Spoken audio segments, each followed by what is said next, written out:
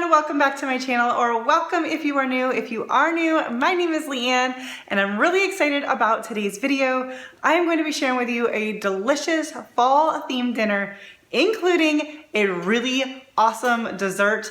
I'm saying that because I actually filmed the dessert on a different day, so I've already filmed it, eaten it, partook of its goodness and its glory, and it's really good, so make sure you stay tuned for that. I didn't do everything on the same night just because that's not how my life worked out.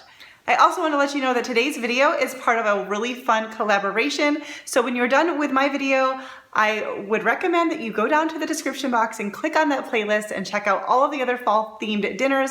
Watch with a paper and pen so you can take notes and write down recipes and all that good stuff. I also wanted to thank the fantastic ladies for hosting this collaboration, and I'm going to read them to make sure that I don't miss out on anybody. So Southern Farm and Kitchen, the Dickinson Homestead, Jess and the Boys, Southern Wife, Everyday Life, and Taylor Elmore. Thank you ladies so much for hosting this collaboration and allowing me to be a part of it. Without further ado, let's get into the dinner. The dinner is going to be steak bites, garlic parmesan, smashed potatoes, and green beans. And we're actually gonna go back to yesterday because I was totally on my game and marinated the meat for like 24 hours. You don't have to do that. You can do it for just a few hours. But I was like, actually, you know, on top of my stuff. So I started it yesterday, so we're gonna go back to that and then we'll go into what I'm doing tonight to prepare for dinner. All right, we're going to make the marinade for our steak bites, and I'm gonna just mix it in this plastic bag. I'm gonna use a bowl too, because just so that the bag doesn't like leak in my refrigerator or something. So the recipe calls for 1/2 cup of soy sauce. I use coconut aminos instead of that. And this is a 1/4 cup, so I'm gonna do 2 of these.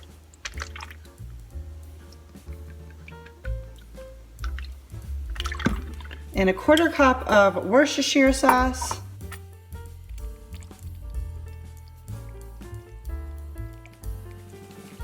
And 1/3 cup of olive oil. Let's see if I have enough in this jar. Oh, barely. 1 teaspoon or so of minced garlic. This isn't a teaspoon measuring spoon, but that's okay because I don't mind if we get a little bit extra than what we need. We got 1 tablespoon of dried parsley.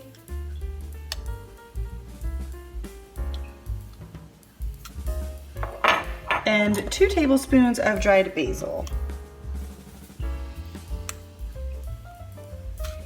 Now the recipe also calls for a teaspoon of black pepper, but I don't like black pepper, so I don't cook with it.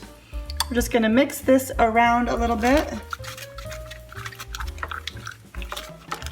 I'm using stew meat. You can also just use steak, but I'm going to use stew meat, and I'm just gonna cut these up into smaller pieces and trim off some of the fat.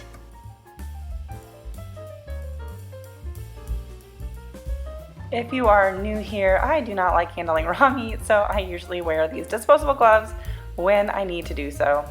Also, I learned during this process that I really need new knives. My husband and I have talked about it a number of times, but oh my goodness, this meat wasn't tough. My knife just was awful. So hopefully we'll be doing that soon. If you've got any recommendations, let me know in the comments, because I definitely need some new knives. We've had these knives, I believe, most of these for 15 years, and they weren't the greatest when we got them. So yeah, it's due time.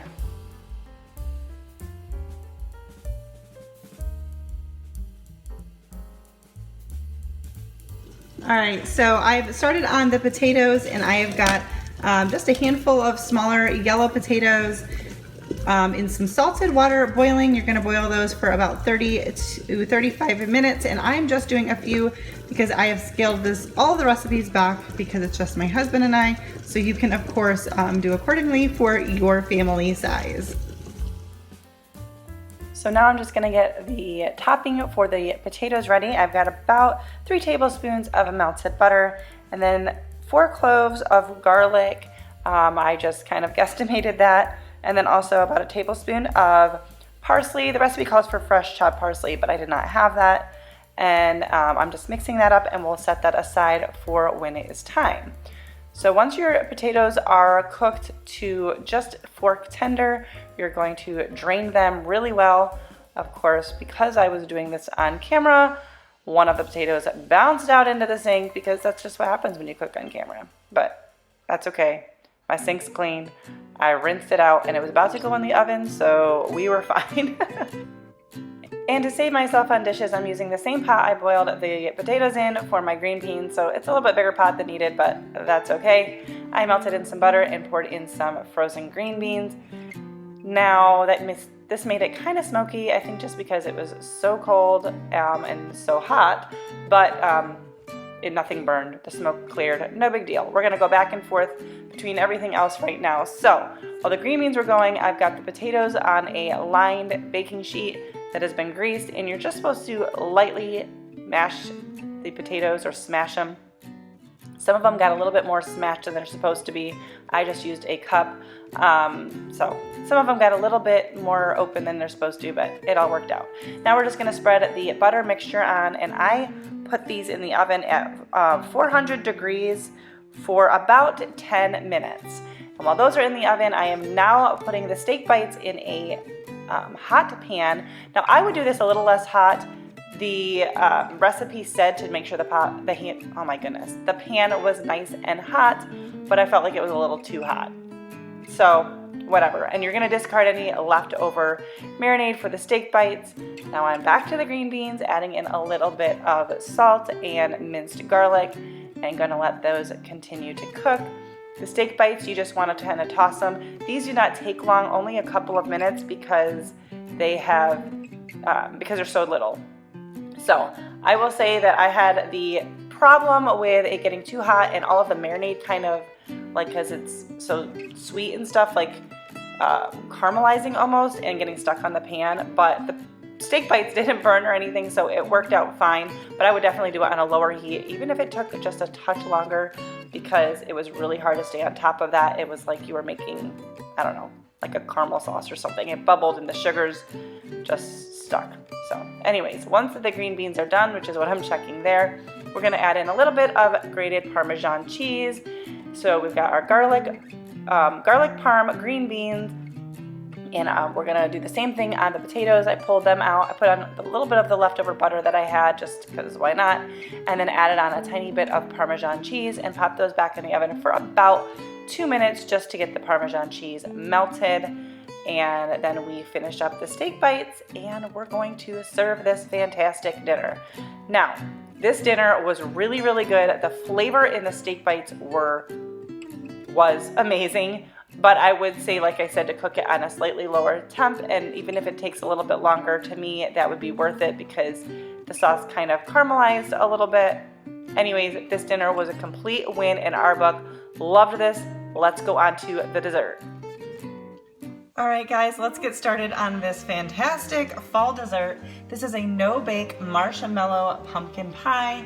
I have been wanting to make this for a while now, and we're gonna do that. So, we are going to take a saucepan over low to medium-low heat, and we are going to combine a bag of marshmallows, 1 cup of pure pumpkin, along with a teaspoon of cinnamon, a half teaspoon of pumpkin pie spice, and a half a teaspoon of salt. Now, you want to stir this frequently. You want to make sure that it gets melted, but that, you know, obviously we don't want anything to burn. And I'm starting out really well, already making a mess. Okay. So, I'm gonna not add in all of the marshmallows at once because I think it's just gonna take a little bit for the pot to get warm.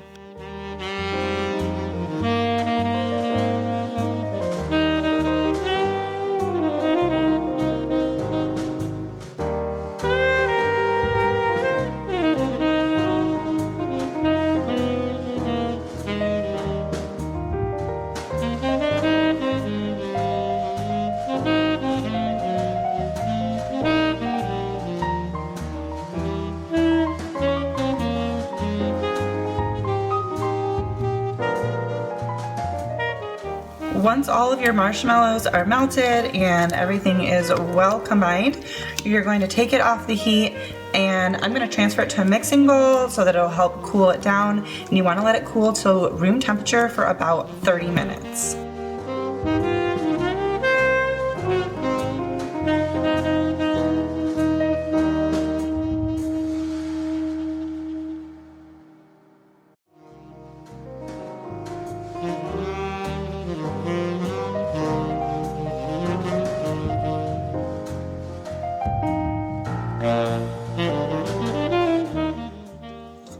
Alright, now that my pumpkin marshmallow mixture has been cooled down, I'm just going to combine in a full container of this whipped topping. Obviously you need that thawed.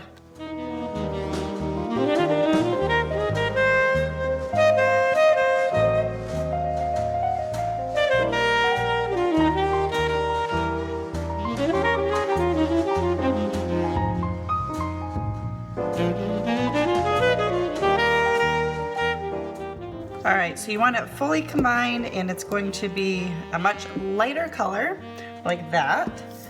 I've got my graham cracker crust. You can make your own. I just bought it. And we're going to, I don't know if you can really pour it, but we're going to spread this in there and get it nice and smooth.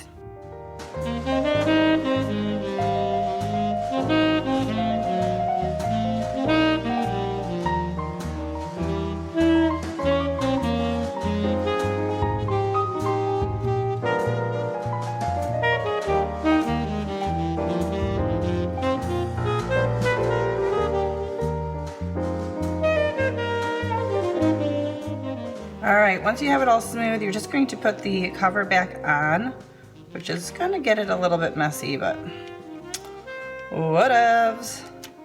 And we're going to put this in the refrigerator for at least 8 hours to set, and you could also leave it in there overnight. So we're going to pop this in, and I will show you it later. I cannot wait to eat this. This is so stinking easy to make. Alright, here it is. Several hours later, it's all set up. Not too bad. Now you could make it pretty right in the pie plate, but like with some whipped cream, but we won't be eating this all, and it'll just get messed up when I put the lid back on. So, cut ourselves some pieces.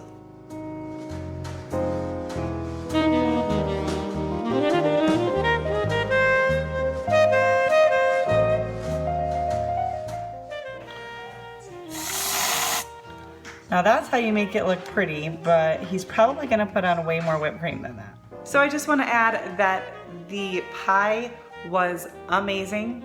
I would prefer that over anything else we normally have for Thanksgiving. I don't know if I'm gonna win that battle, but we brought the leftovers over to my sisters, and my nephews were like, this is the best pie I've ever had. So I highly recommend giving that one a try, and it's so easy. I'm pretty sure I'll be making it again pretty soon here. So anyways, that is it. I hope you enjoyed this video. Once again, don't forget to check out the playlist in the description box so you can get lots of other wonderful fall meal ideas. And thanks again to the ladies for hosting this collaboration and putting it together. If you are new here, I would love it if you would consider subscribing before you leave. And yeah, I'll see you in my next video.